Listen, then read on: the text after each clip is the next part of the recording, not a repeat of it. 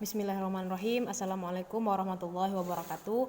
Nah, di sini saya Nada Nafisya dengan NIM 180204004 akan menjelaskan tentang energi kinetik partikel yang ada di ruang fasa.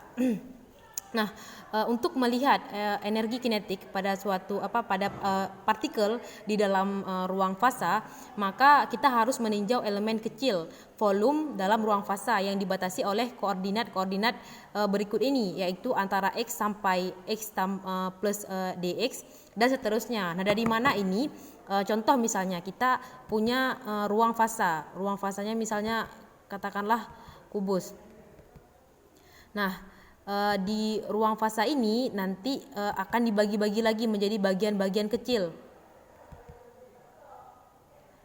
Nah, nanti dia bakalan dibagi lagi dalam bagian-bagian kecil, misal gini dan seterusnya. Ini dibagi lagi sampai seterusnya. Kemudian ini dibagi lagi juga sampai dia tuh menjadi ruang-ruang yang kecil.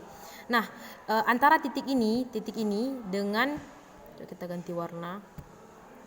Antara titik yang ini dinamakan titik X ya, dengan titik yang ini. Nah, antara titik ini kan dinamakan titik X. Nah, titik X. Titik DX. Nah, DX. Nah, antara titik DX ini dengan X yang sebelah sini itu artinya ada dari X ini sampai X tambah DX. Nah, ini kan X. Nah, ini X. Kemudian ini DX. Kalau misalnya antara X berarti kan antara X ini dengan X ini berarti X tambah DX. X tambah DX.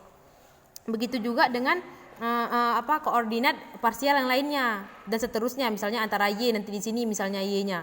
Nah, Y-nya sampai Y tambah DY, antara Z sampai Z tambah DZ.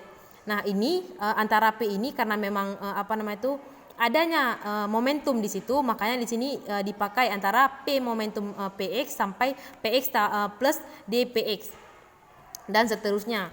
Nah, akhirnya kita dapatkan volume ruang fasa elemen yaitu D gamma sama dengan dx dy dz seperti rumus volume, dpx dpy dpz untuk momentumnya.